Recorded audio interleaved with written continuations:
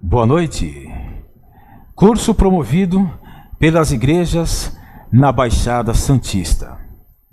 Pedimos que curtam o vídeo, sigam o canal e ativem as notificações. Dessa forma, uma quantidade maior de pessoas poderá ser alcançada com as palavras que temos recebido nesses últimos dias através desse curso de teologia, que é um curso que aborda os fundamentos da fé cristã. É o volume 2, é a segunda parte desse curso. Gostaria também de poder revisar alguns pontos antes de entrarmos na lição 8. Logo no início, na primeira lição, nós compartilhamos um pouco sobre o desejo que nós tivemos de oferecer um curso de teologia que pudesse ajudar espiritualmente os filhos de Deus, e aberto também às pessoas que desejarem participar, mesmo que ainda não tenham uma experiência inicial com Deus, ou uma experiência inicial de conversão, de salvação, mas que queiram aprender alguma coisa também. Nós estaremos abertos para aceitar essa inscrição.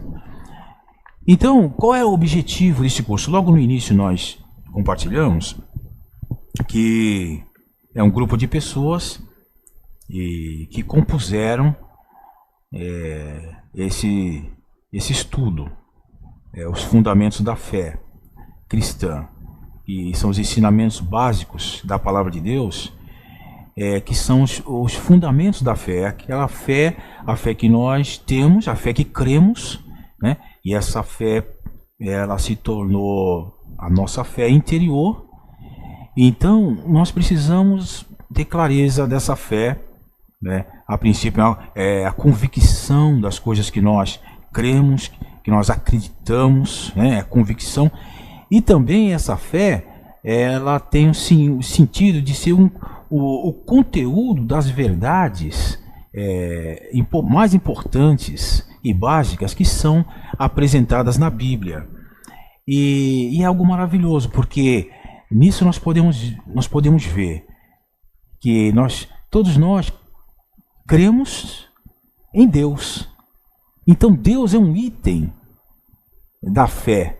Também nós cremos na palavra de Deus. Nós cremos que a Bíblia é a palavra de Deus. É maravilhoso. Cremos em Cristo. E Cristo, ele veio à Terra, né? E teve um viver humano aqui na Terra. E Cristo é 100% homem e também 100% Deus. Cremos na obra de Cristo. Cremos na salvação. E cremos na igreja. Então esses itens são itens que estão compondo a fé cristã, e é indiscutível.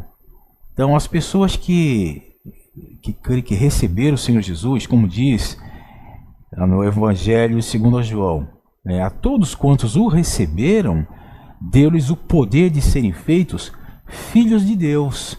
Então todos os que receberam o Senhor Jesus, crendo, e obtiveram essa fé, é maravilhoso. E nós agora estamos conhecendo o que vem a ser essa fé, para essa fé se tornar mais sólida, né? Se essa fé se firmar, se fortificar e se fundamentar. Então essa é a fé que nos fortalece, que nos concede o crescimento. Então, logo no início, no prefácio, fala um pouco sobre isso. Com a finalidade de alimentar os que desejam obter crescimento espiritual. Então, dentre os filhos de Deus, há muitos que desejam obter o crescimento. Então, com a finalidade de alimentar aqueles que desejam obter o crescimento espiritual. Damos continuidade a esta série de 4 volumes com lições elementares da fé cristã. Neste segundo volume, embora os temas gerais sejam os mesmos, as lições em si avançam e abordam outros aspectos de cada assunto, de modo que você aprofunde seu conhecimento e tenha visão mais abrangente. Nosso objetivo é que você se alimente da palavra. Então, é aqui confirma, né? Com a finalidade de alimentar os que desejam obter crescimento espiritual. Aí depois aqui ele repete, nosso objetivo é que você se alimente da palavra. E assim, por meio de se alimentar da palavra, cresça na vida divina para tornar-se filho maduro, a fim de tomar posse da maravilhosa herança que nosso Pai Celestial tem reservada para todos os que o buscam e o amam. Então, há uma herança maravilhosa que o nosso Pai Celestial tem reservada, né, para todos os que o buscam e o amam. E para que você obtenha essa herança, você precisa se tornar um filho maduro. E para você se tornar um filho maduro, é necessário que você cresça na vida espiritual. E para que você cresça na vida espiritual, é necessário que você se alimente adequadamente, que você obtenha um alimento adequado, um alimento espiritual, para que proporcione o seu crescimento. Então, esse é o nosso desejo. Então, quando nós agora abordarmos a lição número 8, que também fala do plano de Deus. Nós temos 4 lições que abordam o plano de Deus. Lição 6, lição 7, a lição 8 e a lição 9. Essas 4 lições, elas abordam o plano de Deus. Então, antes de iniciar essa lição, nós estamos dando essa introdução, mostrando que, por um lado, nós vamos apresentar os pontos, que são pontos riquíssimos, são pontos maravilhosos, valiosos, podendo ser até comparados com tesouro, com pepitas de ouro, com pedras preciosas.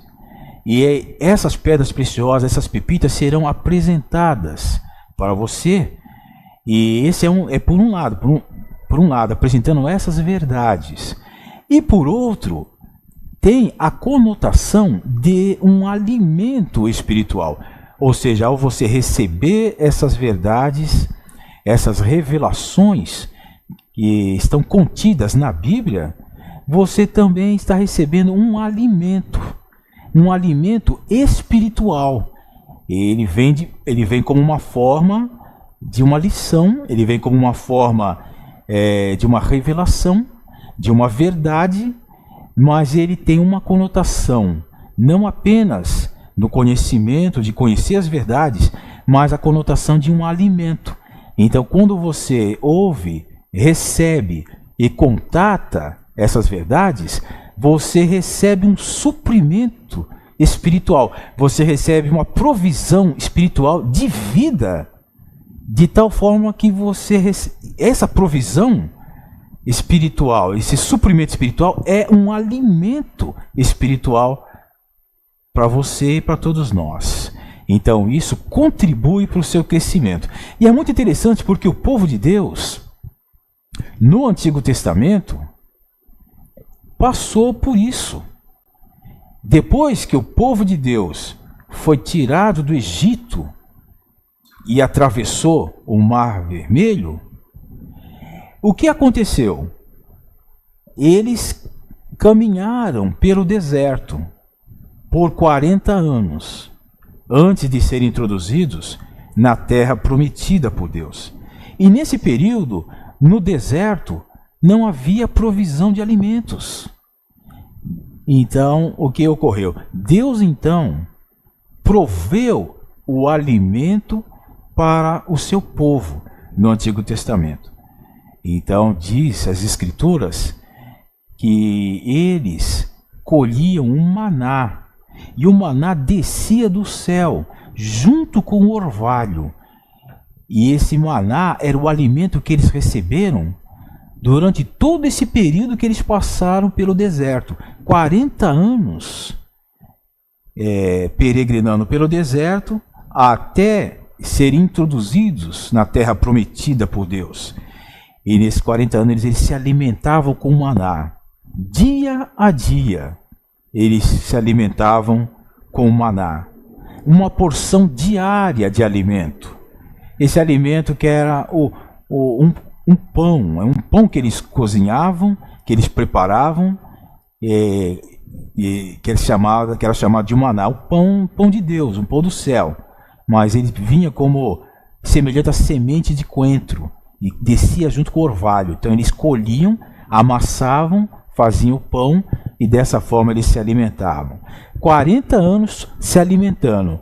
Então houve o quê? Houve uma transformação. Por eles comerem o alimento que Deus estava dando para eles, eles foram transformados interiormente. E aí se levantou uma geração nova.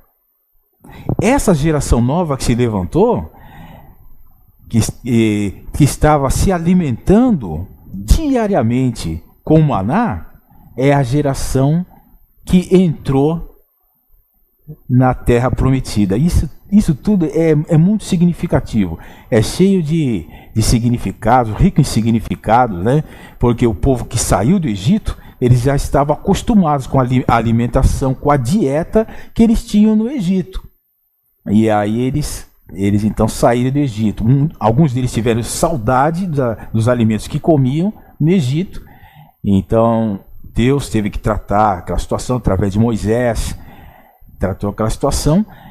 Mas depois que saíram do Egito, eles então tiveram uma dieta, comendo apenas maná. Então com isso eles foram transformados, né, por causa da dieta.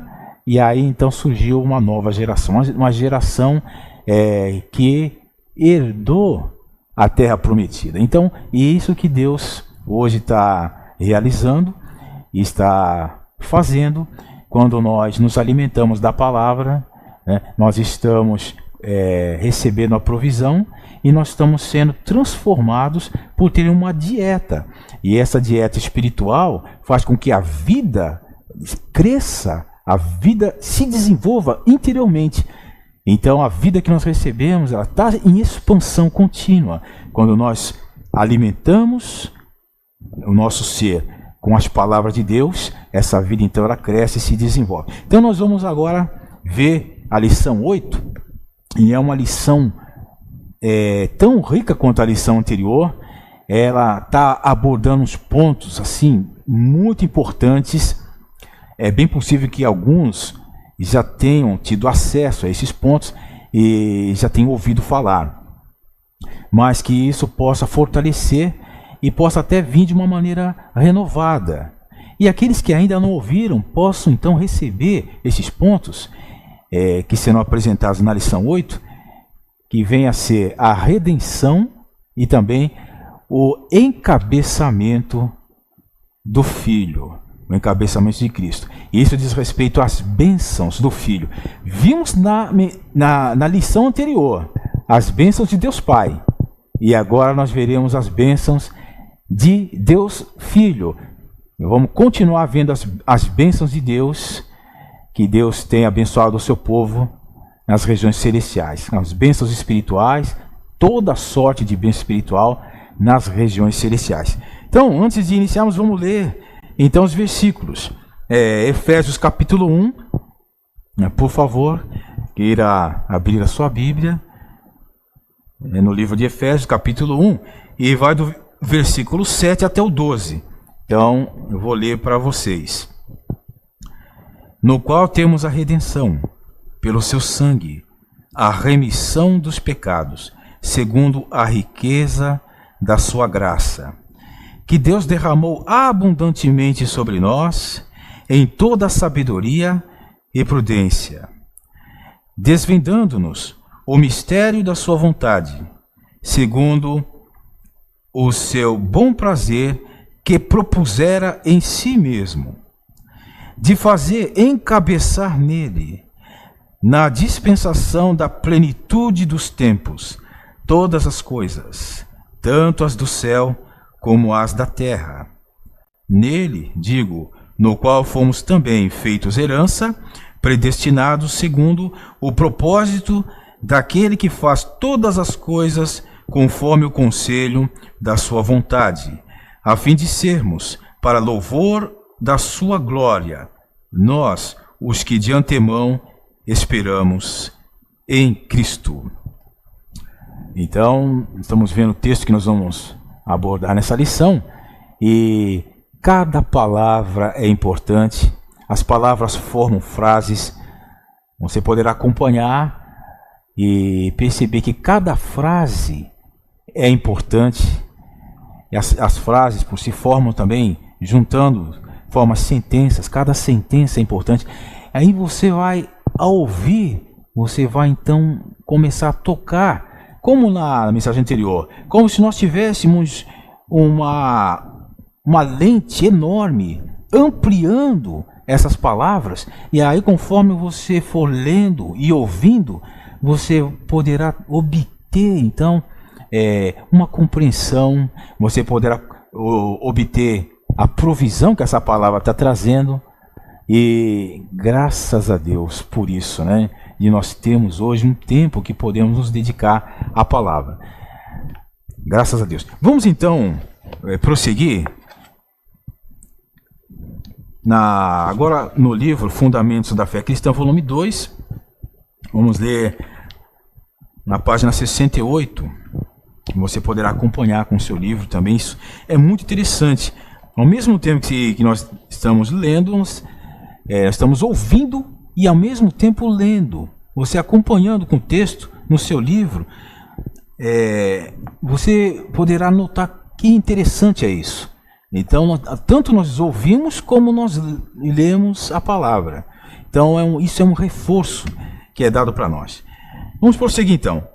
Página 68, a continuação das bênçãos espirituais.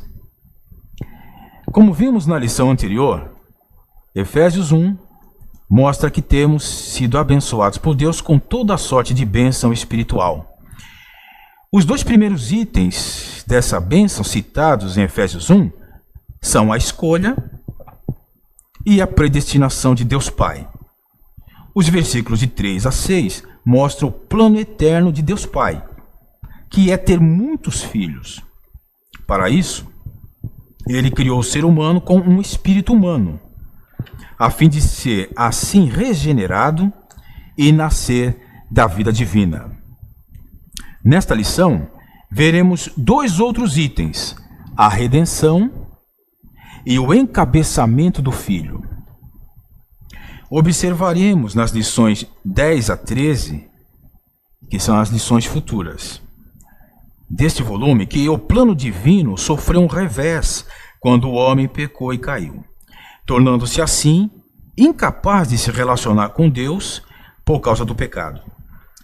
Como, porém, Deus não pode ser frustrado em seus desígnios e ama o homem com amor eterno, ele providenciou uma redenção por meio de seu Filho. É a isso que se referem os versículos 7 a 12 de Efésios capítulo 1. A redenção. Efésios capítulo 1, versículo 7, relata sobre o primeiro item dessa lição, no qual temos a redenção, pelo seu sangue, a remissão dos pecados, segundo a riqueza da sua graça. Como nós falamos no início, cada frase, cada palavra tem uma riqueza imensurável. Então, fala redenção, fala no sangue do Senhor Jesus, fala da remissão de pecados, e isso é segundo a riqueza da sua graça. Nós veremos na sequência quão importante é nós focarmos, nos concentrarmos e prestarmos muita atenção em cada palavra. A expressão no qual refere-se ao termo o amado, no versículo anterior. Cristo, aqui, é descrito como o amado do Pai. O filho amado em quem o Pai tem prazer, conforme Mateus 3,17, quando o Senhor Jesus foi batizado, e foi no momento que o Senhor Jesus saiu da água, diz as Escrituras que eis que os céus se lhe abriram, e viram então o Espírito Santo em forma de pomba vir e pousar sobre ele, e ouviram uma voz que dizia: este é o meu filho amado, em quem me comprazo. Então, nós vemos que o amado é o filho amado, em quem o Pai tem prazer. E também no capítulo 17, versículo 5, e foi no Monte da Transfiguração, quando o Senhor chamou Pedro, Tiago e João, e subindo ao monte, o Senhor se transfigurou no monte, e então eles viram ele conversando com Moisés e Elias. Então, aí Pedro disse: Senhor, bom estarmos aqui. Se queres, faremos 3 tendas. Uma para ti, uma para Moisés e uma para Elias. Aí ele não tinha terminado de falar ainda, e veio uma grande nuvem e os envolveu. Uma nuvem luminosa. E vindo da nuvem, veio então a palavra: este é meu filho amado, em quem me comprazo. A ele ouvi. Então, o Senhor é o filho amado do Pai. E aqui está dizendo que nós, no qual temos a redenção, é no amado, o filho amado do Pai. Então, é no amado que temos a redenção, pelo seu sangue, a remissão dos pecados. A palavra pecados aqui é a mesma que delitos em Efésios capítulo 2, versículo 1. Visto que Efésios capítulo 1 apresenta o plano divino do ponto de vista celestial, Paulo usa a palavra delito e não pecado. Porém, para cumprir os justos requisitos de Deus, até mesmo delitos precisam de redenção, e esta ocorre pelo sangue precioso de Cristo. Visto que Deus é justo, ele jamais poderia tolerar injustiça, delitos e pecados. Como pecadores, não poderíamos ser o alvo de sua graça, mesmo que ele nos ame muitíssimo. Por isso, foi necessário que se realizasse uma redenção em nosso favor, por meio de Cristo ir à cruz e morrer em nosso lugar. Então é a bênção de Deus Filho, né? A redenção. E é no sangue do Senhor. Como esse sangue é precioso. Como esse sangue é valioso. Essa também foi a visão do apóstolo Pedro. Nós vamos ver, né? Na sequência, diz assim: em 1 de Pedro, capítulo 1, versículos 18 a 19, lemos: sabendo que não foi mediante coisas corruptíveis, como prata ou ouro, que fostes resgatados do vosso fútil procedimento que vossos pais vos legaram, mas pelo precioso sangue.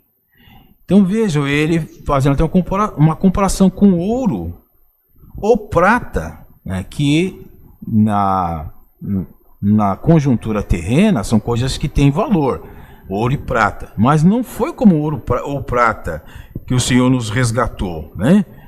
Mas pelo precioso sangue. Então, como de cordeiro, sem defeito e sem mácula, o sangue de Cristo, o derramamento do sangue de Cristo, como o Cordeiro de Deus, concede o perdão de pecados a todo aquele que crê. Do lado de Cristo, o que ele fez na cruz foi a redenção. Isto é, ele pagou o preço para nos ter de volta para Deus. Do nosso lado, quando cremos na obra de Cristo realizada na cruz, temos o perdão dos pecados. Ou seja, a redenção é aplicada a nós. Podemos dizer que a redenção é objetiva, fora de nós, realizada por Cristo na cruz. E o perdão é subjetivo, interior, aplicado a nós pela fé quando cremos no Senhor Jesus. São como que os dois lados da mesma moeda. Graças ao Senhor, né? Então o Senhor cumpriu essa redenção, né, por meio do sangue que Ele derramou por nós na cruz. E nós vemos que do lado de Deus, Ele nos resgata, né? Ele nos resgatando dos nossos pecados, das nossas injustiças e delitos. E por outro lado, quando nós cremos, recebemos, quando a redenção é aplicada a nós, nós recebemos então o perdão dos pecados. É maravilhoso, né? Agora vejamos a riqueza da graça divina. Talvez quando lemos a expressão segundo a riqueza da sua graça, em Efésios 1:7, não façamos ideia do real significado dela. Por que a redenção foi segundo a riqueza da graça de Deus? A resposta a essa pergunta é complexa. Primeiro, temos de ver que sem derramamento de sangue não há perdão de pecados, conforme Hebreus 9:22. Por isso, no Antigo Testamento, um animal era imolado para que o pecador fosse aceito diante de Deus. Esse sangue, porém, era uma prefiguração e não a realidade, e apenas cobria o pecador, não o removia. Então, Hebreus 10:4 também fala sobre isso. Além disso, esse ritual precisava se repetir centenas e até mesmo milhares de vezes. Para realizar uma redenção eficaz e permanente, Deus precisava de algo mais do que o sangue de um animal. Onde se poderia achar tal sangue? O sangue de um homem não seria adequado, pois todos pecaram e carecem da glória de Deus. Então, em Romanos 3:23 fala isso. Todos pecaram e carecem da glória de Deus. Então, mesmo que fosse o sangue de um homem, não seria adequado. E o sangue de animais também não é adequado, como revela Hebreus. Então, o que fazer, né? Vejamos que para o nosso Deus não há impossíveis. Em todos os seus desígnios, em tudo que Ele estabelece, em tudo que Ele planejou, né? Continua na página 70. Se o sangue de um animal, ainda que sem defeito, era apenas uma sombra, e o sangue de um homem não seria adequado, parecia que Deus estava num impasse. É aí que entra a riqueza da sua graça, né? Eu estava falando para vocês, né? Cada frase aqui, por exemplo, no qual temos a redenção, que é no amado, né? No versículo 6, no qual temos a redenção pelo seu sangue, a remissão dos pecados, segundo a riqueza da sua graça. Então, cada frase tão importante. Agora vamos ver a riqueza da sua graça, né?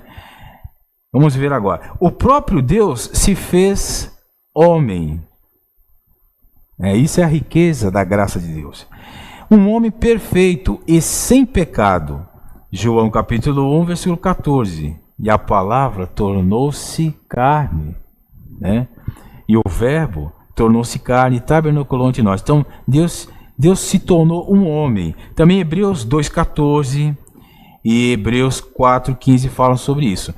Ele participou de carne e sangue. Então, somente Jesus, como tal homem, poderia derramar seu sangue para fazer remissão dos pecados uma vez por todas. Conforme Hebreus capítulo 10, versículo 10 e 12. Obter um homem assim não foi fácil. Destoava completamente da criação de todas as coisas. Para criar o universo e seus bilhões de itens, Deus simplesmente disse: haja, e houve. Porém, para haver um homem perfeito e sem pecado, que pudesse derramar seu sangue para a remissão de toda a humanidade e para o perdão de todos os pecadores, o processo foi bem mais complexo. o Senhor precisou de uma virgem pura em que o ente santo pudesse ser gerado, conforme Lucas 1:35. Uma vez concebido do Espírito Santo, Jesus teve de ficar 9 meses no ventre de Maria, nascer numa manjedoura, fugir para o Egito quando ainda era bebê por causa da perseguição de Herodes, voltar de lá e habitar na Galiléia, uma região desprezada, viver como mero carpinteiro até os 30 anos de idade, para só então iniciar seu ministério terreno. Ainda assim, ele foi rejeitado pelos seus e perseguido. Como diz, né? Veio para o que era seu e os seus não receberam. Versículo do Evangelho de João, capítulo 1. Ele foi traído, perseguido, traído, preso, condenado injustamente, sofreu violência atroz e por fim foi pendurado numa cruz, onde ficou em agonia e dor das 9 horas da manhã até as 3 horas da tarde, tendo uma das mortes mais cruéis e desumanas que alguém poderia sofrer. Somente depois de tudo isso é que ele foi sepultado, ressuscitado, ascendeu ao céu e assentou-se à destra de Deus. Essa é uma amostra da riqueza da graça de Deus para realizar a redenção por nós. Então, é algo que nós precisamos ter em mais alta conta e estima e consideração. E realmente precisamos valorizar muito, cada vez que nos lembrarmos, cada vez que nós nos voltando ao Senhor, nós considerarmos o que o Senhor fez por nós, a obra que Ele fez, e precisamos apreciar muito e estimar muito, porque não foi tão fácil. Mas todo esse sofrimento, toda a obra que Cristo realizou, foi para nos redimir. Mas vamos prosseguir, né? É por causa dessa graça imensurável que podemos ser salvos hoje. Tal graça deve gerar em nós eterna gratidão. Efésios, capítulo 1, versículo 8, diz que foi essa graça extremamente rica que Deus derramou abundantemente sobre nós em toda a sabedoria e prudência, né? Como havia falado logo no início, né? Versículo 8 de Efésios 1, que Deus derramou abundantemente sobre nós em toda sabedoria e prudência, né? Que bênção! Não apenas podemos desfrutar uma graça cheia de riqueza, mas ela também foi derramada com abundância sobre nós. Riqueza e abundância são os adjetivos dessa graça maravilhosa que nós, pecadores indignos, podemos desfrutar mediante a fé em Cristo Jesus. Aleluia! Deus derramou sua rica graça com abundância sobre nós em toda a sabedoria e prudência. A sabedoria está relacionada a seu plano eterno de ter muitos filhos com sua vida e natureza. E a prudência diz respeito à maneira como ele realiza esse plano perfeito. Hoje, no tempo, em sua prudência, ele executa o plano que fez com sabedoria divina na eternidade passada. E nós somos o alvo de tudo isso. Que privilégio! Então, nós temos assim bastante motivos para ter gratidão no coração, né? Porque Deus planejou tudo isso na eternidade com sabedoria. E no tempo, ele executou tudo isso com prudência. Então, o que aconteceu? No tempo, nós fomos alcançados, né? Nós que nascemos nessa época, nós estamos em 2020, então nós provavelmente nascemos, acredito que a maioria no século XX, século XX que vai de 1901 até 2000, né? Aí então no século XXI, que vai de 2001 até 2100, né? Então a maioria deve ter nascido no século XX. Então nós estamos nessa época e agora passamos para o século XXI e nós fomos alcançados com toda essa riqueza de graça, essa graça abundante que Deus derramou sobre nós. No tempo Ele executou o que Ele planejou com muita prudência e Ele planejou isso com sabedoria. Tudo isso mostra a abundância da graça de Deus, rica e imensurável, que Ele derramou sobre nós, abundantemente, né? Então nós temos bastante motivos para nos alegrar, para termos gratidão no coração, para termos a satisfação. Que louvado seja o Senhor, Ele nos alcançou, né? E Ele está aplicando isso a nós, a redenção foi aplicada a nós, e agora Ele quer que nós conheçamos um pouco sobre tudo isso que Ele realizou por nós. Realmente, e podemos dizer que é um grande privilégio, tudo isso. Que privilégio! Louvado seja o Senhor. Graças a Deus. Estamos vendo então que nós somos o alvo de tudo isso e que é um grande privilégio. Como eu havia dito, nós passamos para o século XXI, e o século XXI vai de 2001 até 2100. Mas o que acontece, né? Nós estamos já há 2000 anos da primeira vinda do Senhor Jesus. E a nossa esperança, o nosso anelo é a segunda vinda do Senhor, né? É a volta do Senhor. E talvez estamos longe de alcançar 2100, né? Então, e aqueles que nasceram a partir de 2001, e estão no século XXI, os que nasceram de 2001, o ano que vem vão fazer 21 anos, né? Estamos em 2020, né? Então, essa geração é a geração que possivelmente vai receber a volta do Senhor.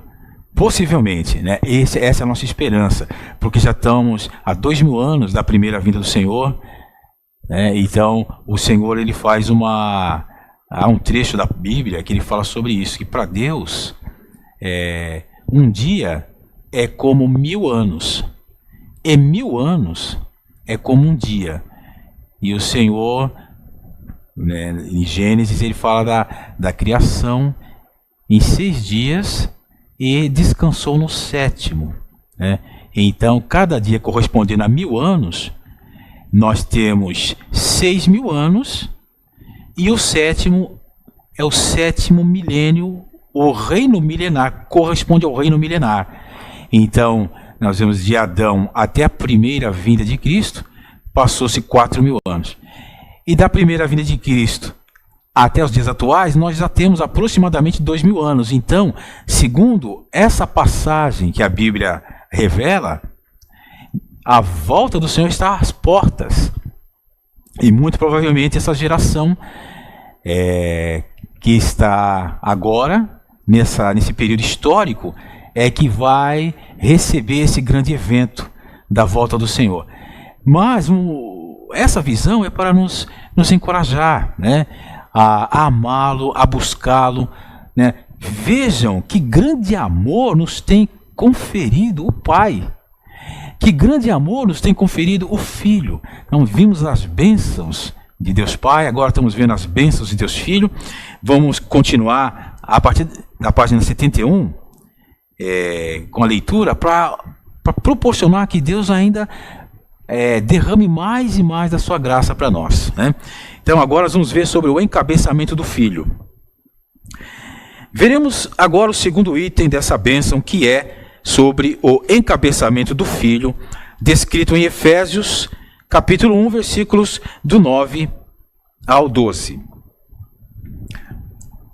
Então diz assim: desvendando-nos o mistério da sua vontade, segundo o seu bom prazer que propuser em si mesmo. Então, nós estamos utilizando a versão atualizada da Bíblia, e eu estou fazendo aqui umas colocações nas frases, de maneira que ao ler, eu estou colocando as frases mais próximas do texto original, mais exatas, de acordo com o texto original. Então aqui, desvendando-nos o mistério da sua vontade, segundo o bom prazer, aqui está beneplácito. O bom prazer que propusera em si mesmo, onde está em Cristo. Versículo 10. De fazer encabeçar nele, na dispensação da plenitude dos tempos, todas as coisas, tanto as do céu como as da terra. Então, vamos prosseguir. Página 71, essa coluna da direita, né? Em João 4,4, ao falar com a mulher samaritana, o Senhor Jesus disse que Deus é Espírito e que os que o adoram devem adorá-lo em espírito e em realidade. Nosso espírito é o verdadeiro lugar de adoração a Deus e o lugar em que Deus quer habitar. Por isso, voltamos a dizer que o homem é o centro do universo. Mas prosseguindo, o mistério da vontade de Deus. Em Efésios capítulo 1, versículo 9, lemos: desvendando-nos o mistério da sua vontade, segundo o seu beneplácito, que propusera em Cristo. Deus tem uma vontade. Muitos cristãos buscam a Deus e oram, pedindo-lhe que revele sua vontade para eles. Alguns jovens em fase de vestibular oram para que Deus lhes mostre sua vontade com relação a que curso universitário fazer. Outros oram com relação à pessoa com quem devem casar. Outros ainda oram e buscam a Deus para saber que profissão escolher ou que emprego aceitar. Para muitos, a vontade de Deus se limita a coisas ligadas a eles mesmos, e não ao próprio Deus. Porém, a vontade de Deus é muito mais do que isso. Deus tem uma vontade eterna, segundo o seu plano e bom prazer, que propôs em si mesmo, antes da fundação do mundo. E essa vontade excede muitíssimo as questões de carreira, emprego, família e coisas assim. A vontade de Deus é a igreja em todos os seus aspectos e com tudo o que ela representa em figura e realidade. A igreja é a família e a casa de Deus, e o corpo e a noiva de Cristo, que por fim resultará na esposa do Cordeiro, a cidade santa, a nova Jerusalém. Essa é vontade de Deus, que era um mistério oculto no próprio Deus, dos séculos e das gerações, mas agora revelado aos homens por meio de seus santos apóstolos e profetas. Efésios 3,5 e Colossenses 1,26. Efésios 1,9 fala do bom prazer, beneplácito, que propusera em Cristo. O termo beneplácito quer dizer bom prazer. A vontade eterna de Deus é algo que lhe dá prazer, é algo prazeroso para Deus, a vontade eterna que ele tem. A expressão em Cristo no original grego é nele. Os tradutores da versão Almeida atualizada adaptaram o termo e o traduziram por em Cristo. Porém, a versão Almeida corrigida traz em si mesmo, o que é mais adequado. Na eternidade, Deus tinha um bom prazer em si mesmo, que é fazer com que todas as coisas sejam encabeçadas em Cristo, como vemos no versículo seguinte. Cristo, a cabeça de todas as coisas. O bom prazer de Deus é de fazer convergir nele, na dispensação da plenitude dos tempos, todas as coisas, tanto as do céu como as da terra. Versículo 10. O verbo convergir também pode ser traduzido por encabeçar. E o termo nele, em grego, é em Cristo. Portanto, O bom prazer que Deus propôs em si mesmo é que na dispensação da plenitude dos tempos, todas as coisas sejam encabeçadas em Cristo.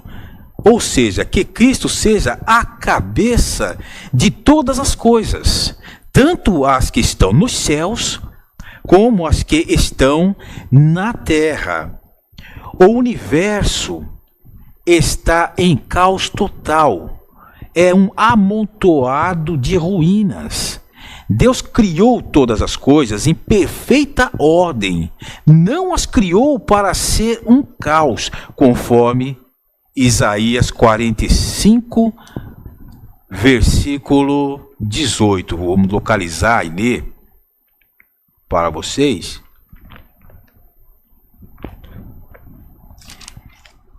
Quando Deus criou os céus e a terra, criou de uma forma harmoniosa, perfeita. Isaías 45, versículo 18. Porque assim diz o Senhor, que criou os céus, o Deus que formou a terra, que a fez e a estabeleceu, que não a criou para ser um caos, mas para ser habitada.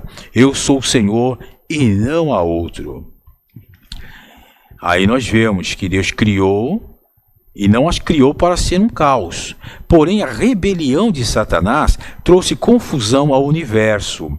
Quando criou o homem, Deus o criou para ter domínio sobre todas as coisas. Gênesis capítulo 1, versículo 26, também eu vou ler para vocês, onde diz: Também disse Deus, façamos o homem à nossa imagem, conforme a nossa semelhança. Tenha ele domínio sobre os peixes do mar, sobre as aves dos céus, sobre os animais domésticos, sobre toda a terra e sobre todos os répteis que rastejam pela terra. Para encabeçar todas as coisas e exercer autoridade por ele, porém, o homem também se rebelou. Então ele criou o homem para ter domínio sobre todas as coisas, para encabeçar todas as coisas. E também criou o homem para exercer autoridade por ele. Porém, o homem também se rebelou ao desobedecer a Deus, pecar e cair. Assim, hoje, o que vemos é tanto o universo como a sociedade em total desordem, rebelião e caos.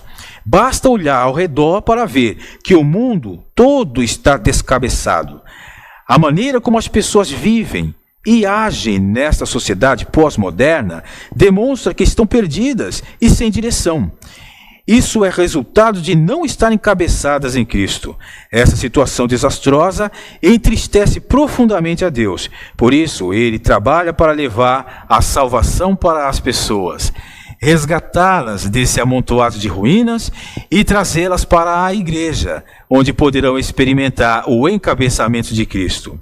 Na dispensação da plenitude dos tempos, quando Deus concluir seu plano eterno, todas as coisas no universo serão encabeçadas em Cristo. Quanto mais Deus trabalha em nós, mais submissos a Cristo nos tornamos. Em nossas ideias, opiniões, decisões, sentimentos e pensamentos, estamos sendo encabeçados em Cristo. Em nossas ações, relacionamentos, comportamentos, estamos sendo encabeçados nele. Quando nos submetemos a ele e permitimos que ele seja a nossa cabeça, estamos cooperando para o cumprimento do plano eterno de Deus e apressando o encabeçamento de todas as coisas em Cristo. Um dia, na plenitude dos tempos, todo o universo deixará de ser esse amontoado de ruínas descabeçadas, rebeldes e insubmissas, e estará encabeçado em Cristo. Mas hoje, como os eleitos e chamados de Deus, somos os primeiros, os pioneiros, a participar desse processo. Isso é parte da plena e maravilhosa salvação de Deus para nós. Graças a Deus, né? Então nós estamos vendo que a vontade de Deus era essa, E essa vontade de Deus estava oculta no próprio Deus, oculta dos séculos, oculta das gerações, e Deus revelou aos seus santos apóstolos e profetas, e através deles essa revelação chegou a nós.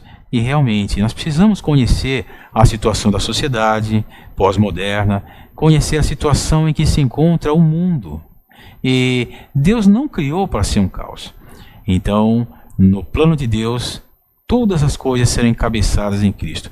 Cristo será o cabeça de todas as coisas. Ele já está operando isso em mim e em você, né, como os primeiros, como os pioneiros. E depois estenderá isso para todo o universo, né? Então é maravilhoso. Que Deus então abençoe. Com isso nós paramos por aqui, a lição 8. Que Deus abençoe muitíssimo, conceda a você experiência, né? Ao momento que você estiver lendo, estudando, buscando, revendo e respondendo às questões, encaminhando as questões, que seja tudo feito para a glória de Deus. E que seja algo prazeroso para você, e que você esteja, lição após lição, recebendo esse grande benefício, que é conhecer essas verdades, conhecer essas revelações, e que isso possa se tornar suprimento de vida para você, fortalecendo a sua fé, fundamentando a sua fé, fortalecendo o seu interior e contribuindo para o seu crescimento espiritual até alcançar a maturidade, para ser um herdeiro de Deus juntamente com Cristo. Amém? Então, nós vamos ficando por aqui. Nós desejamos uma ótima revisão para você. Não esqueça de entrar na sala de comunhão, a sala virtual, e também encaminhar as respostas, as perguntas por e-mail. Ok? Então, fique com Deus. Aquele abraço e até a próxima lição.